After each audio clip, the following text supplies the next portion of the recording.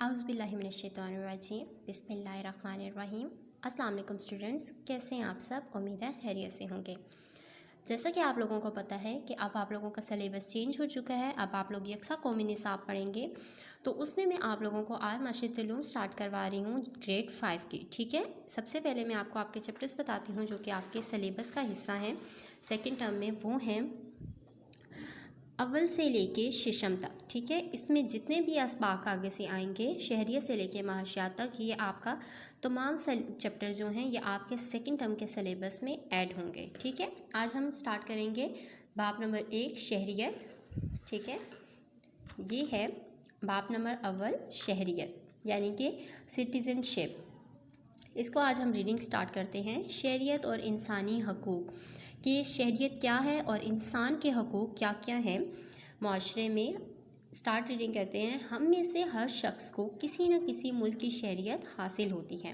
ایک شخص کی وہ قانونی حیثیت جس سے اس کو کسی بھی ملک یا ریاست کا فرد تصور کیا جاتا ہے شہریت کہلاتی ہے۔ ایک شہری ہونے کے ناطے ہمارے بہت سے حقوق اور ذمہ داریاں ہیں۔ ہر حکومت کا اولین فرض ہے کہ وہ شہریوں کے حقوق کا تحفظ یقینی بنائے، اور ہر شہری کا فرض ہے کہ وہ اپنی ذمہ داریاں پوری طرح انجام دے، ٹھیک ہے۔ اس کے بعد ہے آپ سوچیں اور جواب دیں، یعنی کہ آپ کو کون سے حقوق حاصل اور کون سی ذمہ داریاں ہیں پوری کرتے ہیں۔ اپنے حقوق اور 3 ذمہ داریاں فرائض کی فہرست لکھیں، ٹھیک ہے۔ یہاں پہ آپ نے اپنے حقوق رائٹ کرنے ہیں اور یہاں پہ آپ لوگوں نے اپنی ذمہ داریاں جو کہ آپ کی معاشرے میں بنتی ہیں۔ نیکسٹ پیج ہے ریاست کی طرف سے شہریوں کو بہت سے حقوق حاصل ہوتے ہیں۔ یہ ایسے قانونی اور معاشی حقوق ہوتے ہیں جن سے شہری بہتر زندگی گزار سکتے ہیں۔ شہریوں کے حقوق، رائٹس آف سٹیزن۔ شہریوں کے حقوق میں چند درج ذیل ہیں۔ آزادی اور زندہ رہنے کا حق، ٹھیک ہے۔ یہ تمام حقوق ہیں جو شہریوں کے حق ہیں۔ اپنے مذہب اور عقیدے کے مطابق زندگی گزارنے کا حق، عزت، پرامن اجتماع اور آزادانہ حرکت کا حق، تنظیم سازی اور کوئی بھی پیشہ اختیار کرنے کا حق، آزادی اظہار کا حق، تعلیم کا حق اور ووٹ دینے کا حق۔ یہ وہ تمام حقوق ہیں جو ایک شہری کو اس کے شہر میں رہنے کے لیے اس کے لیے ہوتے ہیں۔ ان حقوق کا استعمال کرتے ہوئے ہر شہری کی ذمہ داری ہے کہ وہ اپنے فرائض بخوبی انجام دے۔ ایک اچھے شہری کی حیثیت سے ہی اس کا اخلاقی اور قانونی فرض بھی ہے کہ وہ اپنے ملک کے امن اور خوشحالی کے لیے اپنی ذمہ داریاں پوری کرے۔ شہریوں کی ذمہ داریاں۔ اب شہریوں کی معاشرے میں جب وہ رہتے ہیں، کسی شہر میں رہتے ہیں، تو وہاں پہ ان کے کچھ حقوق کے علاوہ ذمہ داریاں بھی ہوتی ہیں جو ان کو نبھانا ان کے لیے ضروری ہوتا ہے۔ وہ درج ذیل اب بیان کی جا رہی ہیں کہ شہریوں کو چند اہم ذمہ داریاں درج ذیل ہیں۔ اپنے ملک کا وفادار ہونا، اس کا شہری ہونے پر فخر کرنا، قوانین کا احترام اور ان کی پاسداری کرنا، دوسروں سے اچھا سلوک رکھنا، دوسروں کے حقوق، عقائد اور رائے کا احترام کرنا، دیانتداری سے ٹیکس ادا کرنا، اپنے ماحول کو ہر قسم کی آلودگی سے بچانا، وسائل مثلاً پانی، بجلی اور گیس احتیاط سے استعمال کرنا، اپنے علم اور مہارت کا استعمال کرتے ہوئے معاشرے کے لیے فائدہ مند ثابت ہونا، اور وسائل کا مناسب استعمال کرنا اور روزمرہ معاملات میں ایمانداری کا مظاہرہ کرنا، ٹھیک ہے۔ یہاں پہ کچھ مزید باتیں جو کیا آپ مزید جاننا چاہتے ہیں، ٹھیک ہے، ایکسٹرا معلومات آپ لوگوں کو دی جا رہی ہیں کہ قائد اعظم محمد علی جناح ایک ذمہ دار شہری کی اعلیٰ مثال ہیں۔ انہوں نے برصغیر کے مسلمانوں کو ایک الگ قوم اور ایک الگ پہچان دیتے ہوئے ان کے حقوق کے لیے آواز اٹھائی۔ یہ قائد اعظم ہی کی قیادت تھی جس کے نتیجے میں 14 اگست 1947 کو پاکستان دنیا کے نقشے پر ابھرا۔ اب نیکسٹ صفحہ ہے کہ آپ مزید جاننا چاہتے ہیں، یہ اب عبدالستار ایدھی کے بارے میں ہم لوگوں کو معلومات یہاں سے ملے گی کہ عبدالستار ایدھی نے ایک ذمہ دار پاکستانی ہونے کی حیثیت سے دکھی انسانیت کی خدمت کی۔ اس مقصد کے لیے فلاحی تنظیم ایدھی فاؤنڈیشن قائم کی۔ اس تنظیم میں پورے ملک میں بیماریوں کے لیے کلینک، بلڈ بینک، یتیموں، لاوارثوں، معذوروں کے لیے پناہ گاہیں اور بچوں کے لیے کئی اسکول قائم کیے۔ یہ تنظیم پورے دنیا میں قدرتی آفات اور جنگوں سے متاثرہ انسانوں کو امداد فراہم کر رہی ہے۔ عبدالستار ایدھی کی ان خدمات پر حکومت پاکستان کی طرف سے انہیں نشان امتیاز سے نوازا گیا۔ اب ہے نیکسٹ ہیڈنگ وقت کے ساتھ حقوق اور ذمہ داریوں کا بدلنا۔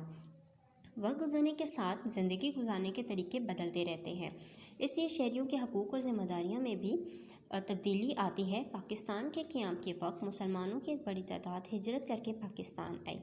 ملک مشکل صورتحال سے دوچار تھا۔ پہلے ہی سال مہاجرین کی آبادکاری کے مسئلے کا سامنا کرنا پڑا۔ اس وقت خوراک، صاف پانی، بجلی، صنعتوں اور رہائش گاہوں، ہسپتالوں، سڑکوں اور بینکوں کی شدید کمی تھی۔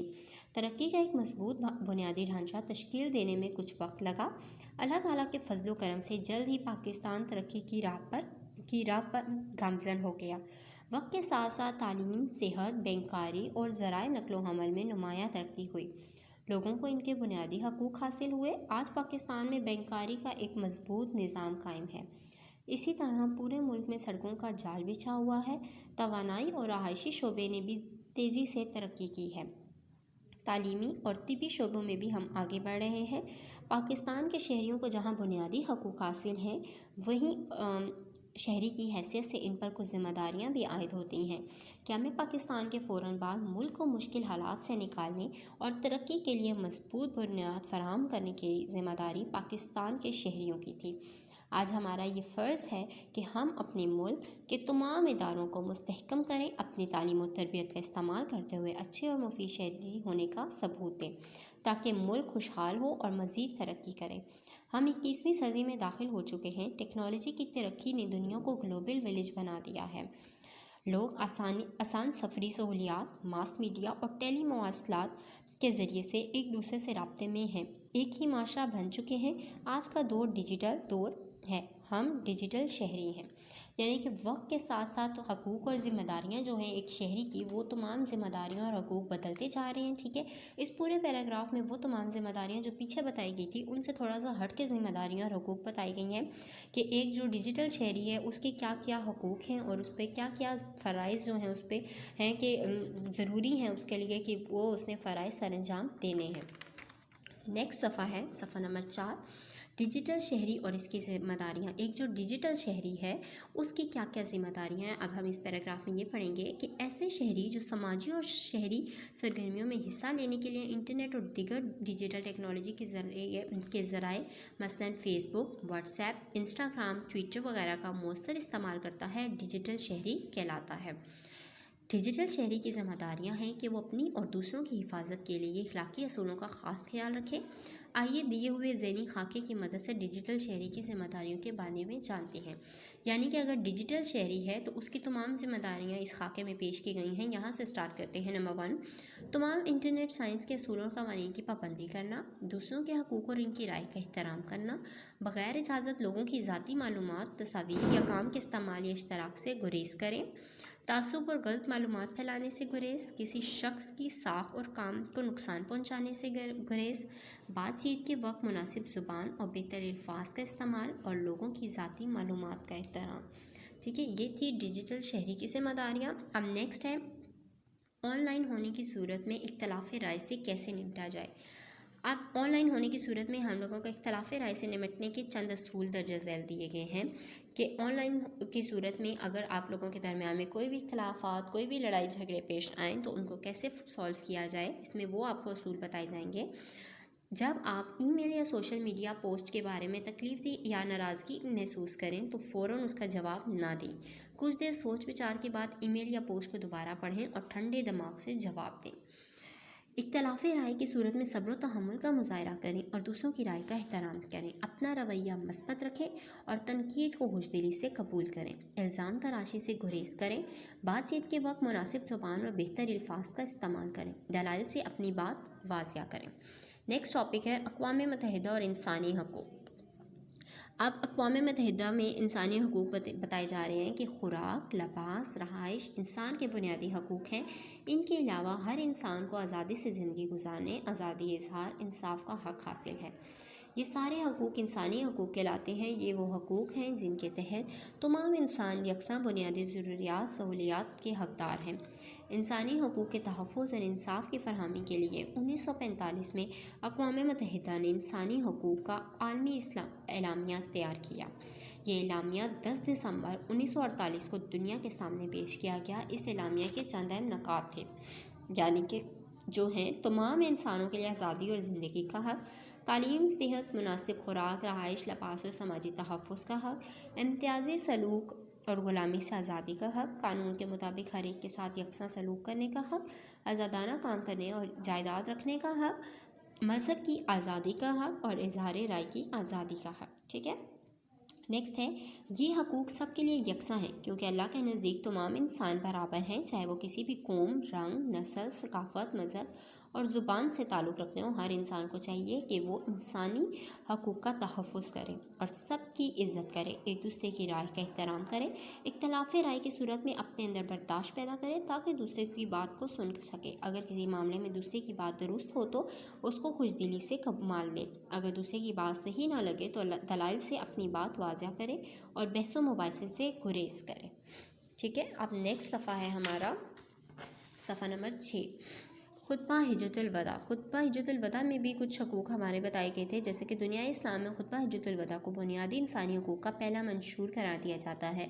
یہ خطبہ 9 ذی الحجہ 10 ہجری 632 کو میدان عرفات میں پیش کیا گیا۔ اس تاریخی خطبے میں حضرت محمد صلی اللہ خاتم النبیین صلی اللہ علیہ وآلہ وسلم نے فرمایا، اے لوگو، بے شک تمہارا رب بھی ایک ہے، تمہارا باپ بھی ایک۔ آگاہ رہو، کسی عربی کو اجمی پر، اجمی کو عربی پر، کسی سفید فام کو کسی سیاہ فام پر، کسی سیاہ فام کو کسی سفید فام پر کوئی فضیلت حاصل نہیں۔ فضیلت کا معیار صرف تقویٰ ہے، یعنی کہ تمام انسان چاہے وہ کسی بھی نسل سے ہوں، وہ عربی ہوں، اجمی ہوں، گورے ہوں، کالے ہوں، ایون کہ کوئی بھی نسل ہو ان کی، وہ تمام انسان برابر ہیں۔ یہ خطبہ حجۃ الوداع کے موقع پر ہمارے حضرت محمد صلی اللہ علیہ وسلم نے بھی فرما دیا تھا۔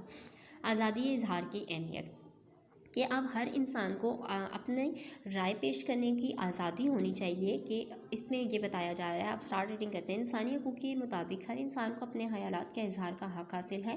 1948 کے انسانی حقوق کے عالمی اعلامیہ کے آرٹیکل 19 میں کہا گیا کہ ہر ایک کو رائے اور اظہار رائے کی آزادی کا حق حاصل ہے۔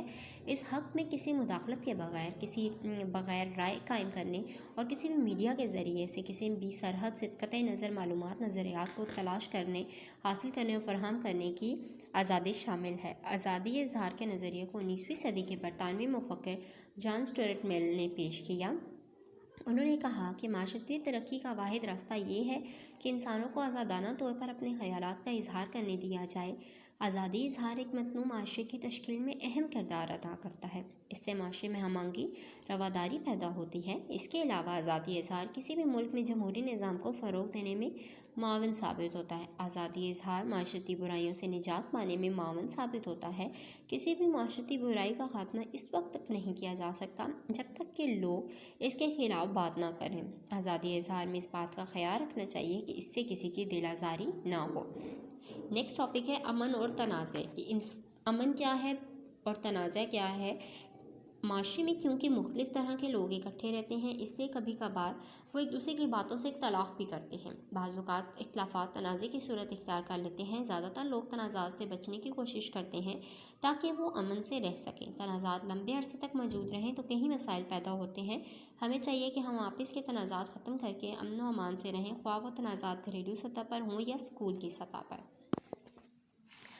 نیکسٹ ہے صفحہ نمبر 7، تنازعات کا حل۔ کسی بھی مسئلے کو بات چیت و مذاکرات کے ذریعے سے حل کیا جا سکتا ہے۔ بات چیت کے ذریعے سے ہم بآسانی دوسروں کے نقطہ نظر کو سمجھ سکتے ہیں، اپنے نقطہ نظر دوسروں کو سمجھا سکتے ہیں۔ بات چیت و مذاکرات کے ذریعے چند باتوں کا خیال رکھنا ضروری ہے، جیسا کہ بات چیت کے لیے مناسب الفاظ کا استعمال، دوسروں کو اپنی بات مکمل کرنے کا موقع دیں، دوسروں کی بات غور سے سنیں، دوسروں کے نقطہ نظر کو سمجھیں۔ امن اور ہم آہنگی کے فروغ کے طریقے۔ اب امن قائم کرنے کے بہت سے طریقے ہیں جو کہ آگے آپ پڑھیں گے۔ امن اور ہم آہنگی سے معاشرے کے ہر فرد پر مثبت اثرات مرتب ہوتے ہیں، لوگ بھی متحد رہتے ہیں۔ لوگوں کو متحد رکھنے کے ساتھ ساتھ امن کسی بھی ملک میں خوشحالی اور ترقی کا باعث بھی ہے۔ امن اور ہم آہنگی پیدا کرنے کے لیے کچھ باتوں کا خیال رکھنا ضروری ہے، جو کہ ہیں دوسروں کے ساتھ ہمیشہ نرمی سے اور رحمدلی سے پیش آئیں، اختلافات کے باوجود دوسروں کی رائے اور نظریات کا احترام کریں، غلطی کی صورت میں معذرت کر کے معاملہ حل کر لیں۔ دوسروں کے حقوق غصب کرنے سے تعلقات میں خرابی ہوتی ہے، اس لیے ایک دوسرے کے حقوق کا خیال رکھیں۔ کوئی بھی معاملہ پیش آئے تو امن اور ہم آہنگی کی خاطر صبر و تحمل کا مظاہرہ کرتے ہوئے مصالحت اختیار کریں۔ یہاں امن اور ہم آہنگی سے مراد، یعنی کہ امن اور ہم آہنگی کی تعریف بتائی جا رہی ہے کہ امن اور ہم آہنگی سے مراد معاشرے میں سکون اور آپس میں صلح سے رہنا ہے۔